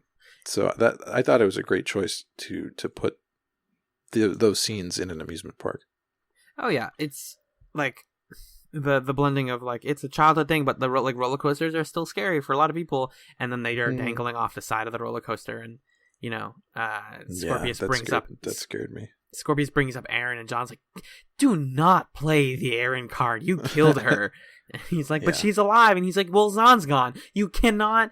This just feels once again like in the episode where it's like the John clone in Scorpius's head. And he's like, see, everyone else sucks. Aren't I great? And it's like, no, you don't get to get off for the things that you've done. Like, you are just consistently making John's life a living hell. And he finally gets to be like, no, I'm done with you. And they fight it out, and then it seems at the end of the first episode like John has lost, and Jorp is back. Jorp's back. Yep, that's the episode. He's not back, folks. Come on. You want to read the background information, though, for that? Yeah, I'll continue through the background info here. The Luna Park sequences were originally scripted to take place on the river beside the Homebush-based studios, but Peter Andrikides felt that the fun fair would be more spectacular. I agree. Also, I didn't realize that we went on that point because we were starting the background info. My bad. Yeah, sorry. It was the first piece. Sydney Harbour Bridge can be seen during the amusement park scene. I kept an eye out for that. I love Sydney Harbour Bridge. It's my favorite bridge in Sydney. Yeah, absolutely. The Dambada sets had to be recreated as the Till the Blood Runs Clear sets were dismantled, probably because they never thought they'd go back there again. That's my guess. Like, why would they? The crew traveled to the sand dunes at Colonel, south of Sydney, on the flight path of the airport to do so. Dambada. It's nice to know that it's on the flight path of the airport. Yep. That's a fun fact. Flooding affected the shooting of the episode. Ooh. Where? In the sand parts? Because that doesn't make any sense. No, it probably, I don't know. Yeah, Set who or knows? something. Ben Browder pulled his hamstring while filming this episode, though he kept running until the director yelled cut. There's I feel like every week there's somebody who injured themselves and then kept going until someone yelled cut. Like Lonnie Tubu's done that 5 times. Yeah, there's like stuff about how when they were doing the chase scene and the dune buggies, like Claudia Black was doing her own stunts and jumping on the back of the thing, and Ben Browder was actually driving it, and you're like, this is so dangerous. The show, like, why would you put them there? This show's production often feels very like seat of your pants. Like, I don't know, we're gonna do it until someone dies. Yeah, that's awesome. Carlton Eastlake, the writer, suggested that Rigel's injury be in the same place that he was injured in Relativity. So he can just heal from stab wounds. Is that what's going on? I guess. Yeah, because in this episode, that was weird to me, by the way. I didn't think he died, but I was like, wait, did they just, like, Rigel just got stabbed, like hardcore stabbed in the chest. And then he's like, oh. Right, exactly. And the rest of the episode he spent in pain. Yeah, he falls down, and it's like, was I supposed to think that he just died? But he got stabbed like 2 episodes ago, and he was fine. Right. So, yeah, that was odd. Mm-hmm. John saying to Harvey, "For everything there is a season, a time to keep, and a time to cast away," is a callback to Season of Death. I don't remember that line. I don't either. But I remember Season of Death. Callback. Jack the Ancient's reason for coming after John in this episode is for the misuse of the knowledge he gave John in A Human Reaction. I like this fact a lot. But the data that Furlow used from Till the Blood Runs Clear, which was 5... Oh, sorry. I'm emphasizing this sentence wrong. Jack the Ancient's reason for coming after John in this episode is for the misuse of the knowledge that he gave John in A Human Reaction. But the data that Furlow used was from Till the Blood Runs Clear, which was 5 episodes before John received the wormhole knowledge. So that's basically like a weird continuity thing. That's a continuity problem, yeah. Episode 1 or season 1 was like super. Remember how like the episodes were very out of order, so that might have just been a weird pacing. Well, they aired out of order, but they weren't written out of order. Because what it was Furlow got data from that he collected firsthand in his shuttle from a wormhole. Right, by being a spaceman, not by having wormhole stuff shoved into his head. It's different, different stuff. Yeah. Mm-hmm. So, but but that's not necessarily a continuity error, because Jack probably just assumed that John had misused his knowledge when in fact he had misused something that was not given to him by the ancients, but was kind of equivalent to it in some way. Right. So moving on to episode 2, pretty much full stop. We're talking about Icarus Abides, which was an Ian Watson directed episode. Last one that he directed was Incubator, the Scorpius episode. Oh, okay. I feel like this episode was definitely more house style, but Eastlake's script was clearly written as 2 parts of the same story. Yeah. So, that kind of worked out. There's a lot of lines in the illustrated community that I've been like meaning to bring up, but basically there was the stuff about the wormhole being like actually a weapon that they didn't think of, and then the other one, like I want to talk about John. The writers wanted us, and I don't know how you felt, like if you felt like this was successful or not, but they wanted us to, in this death, confirm that this John Crichton, the one that was killed in this episode, was the original. Why? Right? That's what I'm saying. There's like lines. It doesn't make any sense. There's lines in here that are very specifically like, we wanted people to believe that the one who got cloned was the other one, and this was the original one. It didn't need to matter anymore, but we wanted y'all to think that and be like, oh shit, the real one died. That's crazy. I didn't necessarily feel that. But also they went through so much effort to make sure that we knew that twinning wasn't like that there was no real one. Right. I think, but it's that's so then this line here, this is all from David Kemper, by the way. I needed the audience to absolutely, totally, 100% believe that this Crichton was the real one because it was true. And as soon as we were sure that they did, I could go ahead and kill him. So I think it's more a matter of like, we wanted you to feel even worse about the death by being like, oh shit, they killed the OG. But I felt bad either way. Like if they killed the other one, I would feel really bad. Right.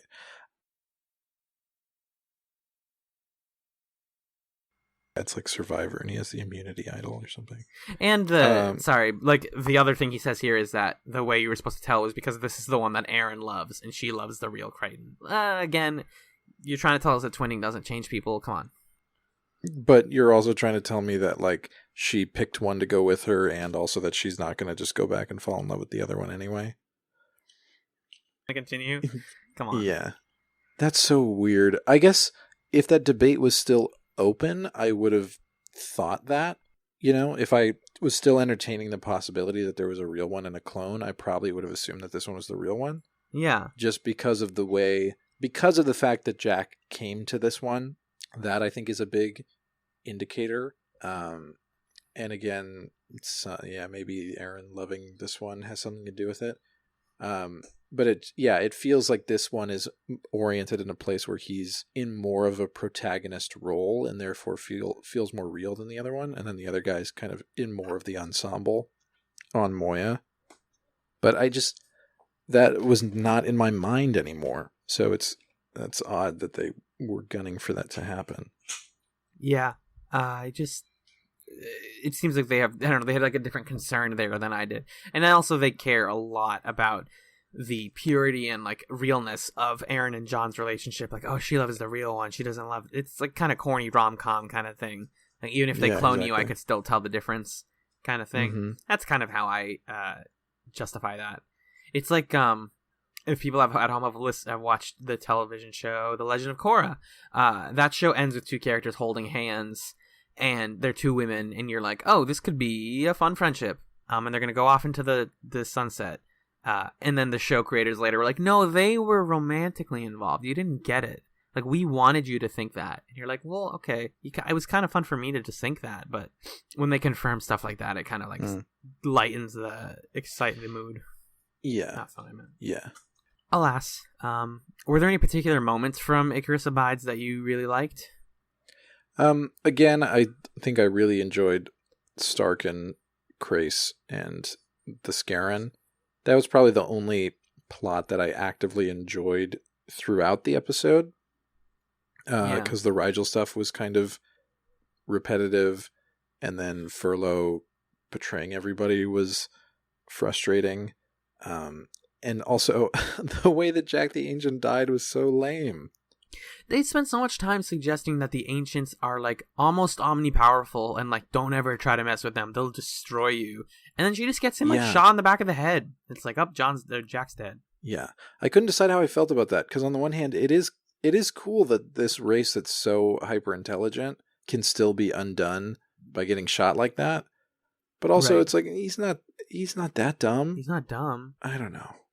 It felt unceremonious in proportion to how ceremonious John's death was. Right. And her whole like takeover from there on is like, oh, also all the people we've been trying to keep back, I'm letting a bunch of them in, and they're in, and I've taken over. But whoops, they screwed me over too. Like, what are you doing? Yeah. She just gets through everyone very fast, and it's like, why did you spend so much time setting up the defenses if you were just gonna screw everyone over real quick? Mm-hmm. Yeah. Does Furlough die in this episode? Oh no, she like so. runs away. She got away, which I was like, no, shoot her. Just get off. And I know that John's not the kind of character that's going to do that, but she didn't get any comeuppance. I will say that we don't see Furlough again. That's just a thing that the internet has told us. But she's out there somewhere to this day, trying to screw some people over and ride a dune buggy out of there. Yeah. I really liked all the dune buggy stuff. Again, I just thought it was really fun, and there was like good music cues and just really great action there. Awesome action. The moment where Aaron sets off the mine to blow up the Charid. Oh yeah. And then he's reaching for his gun, and she's like, "Don't do it! Don't do it! Don't do it!" You did it. She's good at combat. She does combat things well. Yeah, and it's really cool that Aaron as a character has become more peaceful and compassionate, but she still can just kill you. Yeah. She still has that training. She'll fuck a dude up right if she has to. Browder remembers this scene all too well. They sent me to a doctor. She asked me what happened, and I explained that there was this bunker with a bunch of aliens, explosions going off, and I was carrying a gun in one hand and a grenade in the other. I could see the doctor reaching for the psychiatrist number. I thought the production had told her I was an actor from a science fiction show. Waka waka. I'd love to be in that doctor's office. Yeah, that's pretty funny. She's just like, is this? I would like I wonder what tone is funniest for him saying that. Like if it's very matter of fact or if he has a boyish wonder. Right, those are both really the show funny. that he's on. Because if he's really serious, then it's like, oh my god, you're bummed. You're like unhappy that this happened. But then if it's funny, it's like, yeah, I was in a bunker. There's some aliens and whatever. Yeah, I think the like a dad humor that I feel like exemplifies actual real life Ben Browder would be more of a jocular tone. Nice word, thanks, Alan. Would be really good. I don't need compliments from anyone else. I got them. I got it taken care of. That's like all the big stuff we kind of talked about. Like there's the Dune Buggy stuff, and there's the Furlough betraying everyone, and Jack dies. Rigel comes back. Stark and Crace kill. Oh, they're like Talon, do it, and he just guns that Scarron down. Yeah, that was great. I thought it was cool that they couldn't do it sooner because Talon didn't have like enough bullets or something. They're like, we need to give him more shots because it takes a lot of shots to kill a Scarron, which is another reason why you couldn't have an army of them because they would win everything. That would be like the D&D character that is like boosted a little bit too high and you can't put them in fights because that's not fair. It's the second week in a row that we've talked about D&D. Woo! We should play D&D. So finally we can talk about the John Crichton death scene before we take it home. There's a specific line in here that I really like. Yeah, so there's a moment in that death scene where it like seems like he's not dead. Like he's like closing his eyes and then he like hesitates or something. Yeah. That's the part that Claudia Black in particular was like, she was like crying, trying to film it and stuff. So there's a lot of great lines in there at the end. She says, I'm very angry. And then we had good times. He says, I wouldn't change it for the world. You made me a better person. I love you. I would have. And then he says, I love you. And she says, I would have gone to Earth, which is calling back to a part earlier in part 1 where he says like, hey, if this all works out, I was kind of thinking about taking you with me. And she's like, I was kind of thinking about going. I'm like, oh shit. Yes. Oh, no, John's going to die. Yeah, exactly. Yeah. As soon as they're both like, this sounds great. Good plan. Uh-oh. No one's going to make it out of this. I'm sorry you never got to meet my dad, my real dad. I'm sorry I never met your dad. I said, I'm sorry about a lot of things. I don't want you to go that way. We should give these lines more pomp and circumstance. Yeah. He says, they say it's a lucky or an unambitious man who goes when he's ready. That said, Scorpius is gone. I'm at peace. I don't hurt. I did good things. I'm proud of my life. And I'm with you. Don't worry about me. I've never felt better. And he flutters his eyes and then goes peacefully. What a way to go. Oh, what a way to go. Man. It was a great scene. It was funny. I was watching it and then my girlfriend came by like in the middle of it and she's never watched any of the show. So the only scene of Farscape that she's seen is this like final moment with Aaron and John like saying goodbye as he dies. 3 seasons of emotional payoff or emotional build-up. Yeah, I'm like, okay, there's a lot of stuff I'd have to explain to get into this scene. Because it's like you can explain it on one level where it's like she's in love with him and you get that and you see that, which is great. It's really cool that they're able to use all of this kind of like sci-fi maneuvering and complexity and weirdness to get to a moment of such deep, genuine human feeling. Yeah. And really bring it to a very simple point. But to get there, you have to be like, okay, so he's wormholes. He's got tech in his head. He got taken out by Batman. Like Ancient. She's like an alien, but it's like different. Yeah. But they're kind of the same. Much. You basically have to explain a ton of the show to fully get that. Or like the majority of the stuff going on. Here's a great moment that Claudia Black remarks on. I think, or actually this is director Ian Watson. I think Claudia does particularly fantastic work in the deathbed scene. There's great work from Ben too. You don't know when he dies. There's a 3 or 5 second pause where he ceases and his eyes are still open. I told him that it would be really tricky for him to die with his eyes open because we'd want to cut to him and he couldn't blink. We nailed it, though. That moment when he actually dies, there's a fantastic cut from Crichton to Aaron. And it's the moment when Claudia sees the light go out in his eyes and lets her grief overtake her. Yeah. I think that 5 seconds of television is the finest work I've ever done on the whole show, which I agree with. Yeah, definitely. Oh, man. That was such an amazing cut, for sure. And that moment, too, reminded me of the brilliant, like, cinematic mundanity of the Illyria and Wesley scene from the TV show Angel.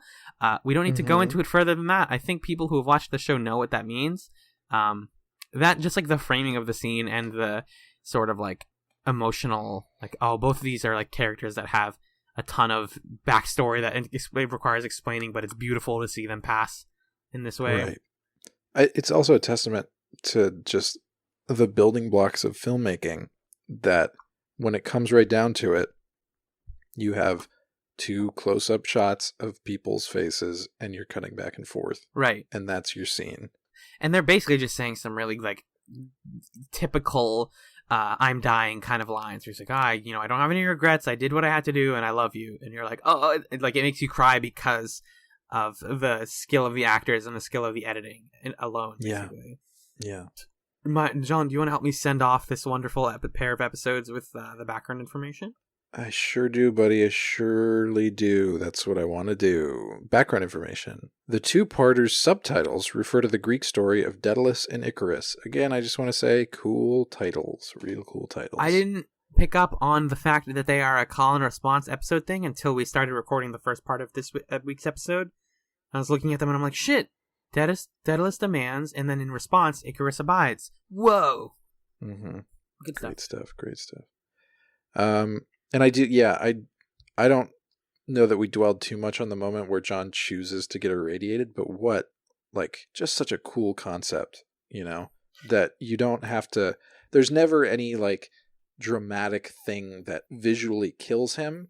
It's just the knowledge that he's choosing to sacrifice himself. But he never, there's never a blaze of glory, Right, he doesn't go out fighting, he goes out. That's why he gets to go out in bed with his partner, is just like, yeah, I chose the way that helps everyone. And even though it's definitely going to kill me, it's going to kill me in a very, like, sad, slow burn way.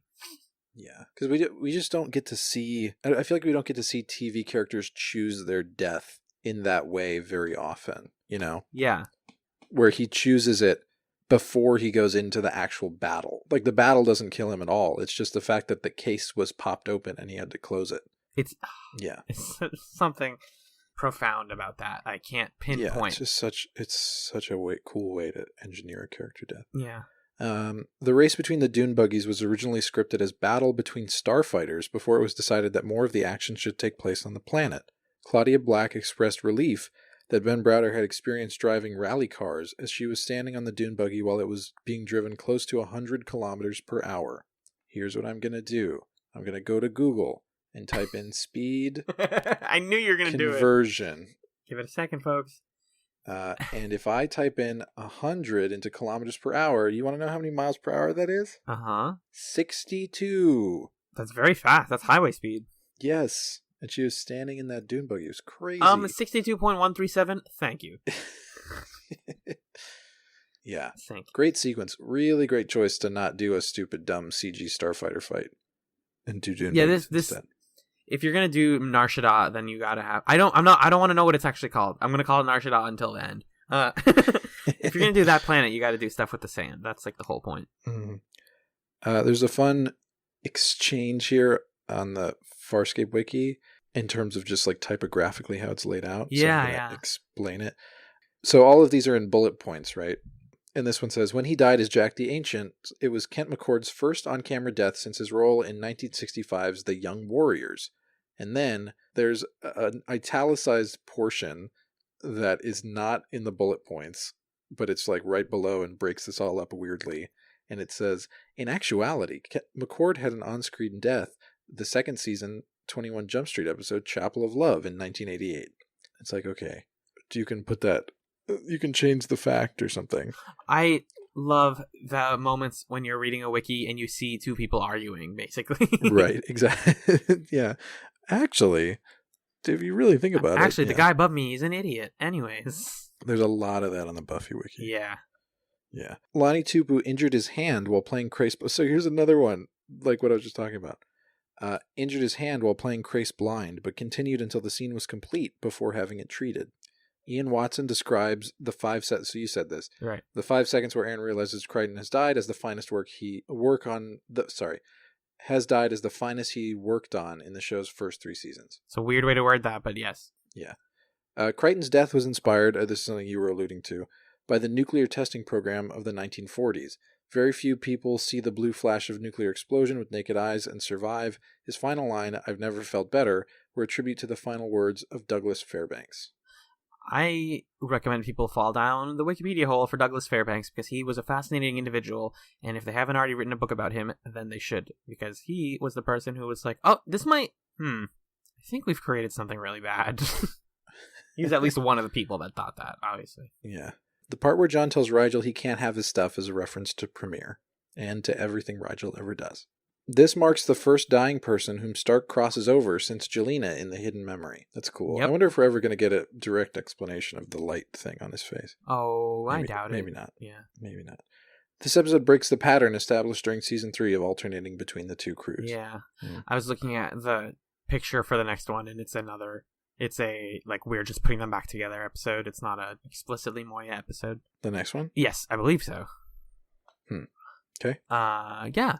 And I read most of the stuff from the Illustrated Companion. My favorite line of the episode was Stark, after realizing that, I think this is after he realizes that Crichton is dead, he says, "I have no prayer for that." Or actually, is that why he says that? He says that at one point, and it was a great line, is what I'm getting at. There you go. That was what do I got here? Oh, is this a message? Huh. A message? It says, "Turn to Planet Netflix. Do not pass go. Do not collect $200. Huh.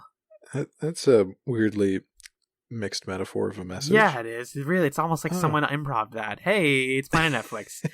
My friend, my dude, my lovely partner in crime. Let's give the people what they want. Let's read the Netflix summaries of the next 2 episodes that we're going to be discussing on the next ScapeChatz. Yeah, they want these summaries. Next week, we are watching 2 episodes of Farscape. Phew. 3 was a lot. Right? Whew, it is a lot. We might have to do it again. Yes. At the end. Anyway, the first one is Season 3, Episode 16, Revenging Angel. Dargo and Crichton's fight ends with Crichton being knocked out cold. The Scorpius clone in Crichton's mind tries to convince him to exact revenge. Also, this is the Looney Tunes episode. Yep. That's the cartoon episode? Yeah, I think so. Fuck yeah. That's a great name for it also. Revenging Angel is just a good thing. Mm-hmm. Then, Season 3, Episode 17, The Choice.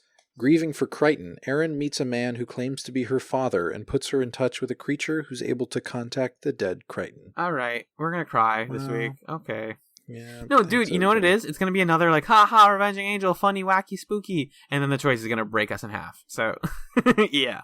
Yeah. Let me scroll past this gigantic Kimmy Schmidt advertisement. Whoops, free ads from us. And I'll tell you that that was Planet Netflix, and as we soar away, we enter the land of plugs. Pluggy plug plugs. You can email ScapeChatz with your questions, comments, and concerns at scapechatz@gmail.com. You can also follow at ScapeChatz on Twitter, where we post episodes and talk to the fans. And Magellan can be found at twitter.com/justafluke, spelled JUSTAPFLUKE. He doesn't tweet, but he's wonderful, and he likes to see the numbers on his social media accounts go up. I tweet a little bit. Oh, he I've been tweets a little getting bit. back into it. Yeah. And also, it's just nice to make the numbers go up. So make his numbers go up, make him feel happy. Yeah, I love my numbers. Toss him a follow. He'll chit-chat with you about the show or whatever. Yeah. Hey, Magellan, where can I be found on Twitter? Oh, that's a good question. You can be found at Alan Ibrahim, is that right? Yes. Okay, great. You can find Alan on Twitter at Alan Ibrahim. That's ALLENIBRAHIM. Wow. Look at you doing it right. Yeah, I've known you for a while. Some might say too long. Nah, I love you, man. And thank you. I love you too, man. Thank you for being on another one of these.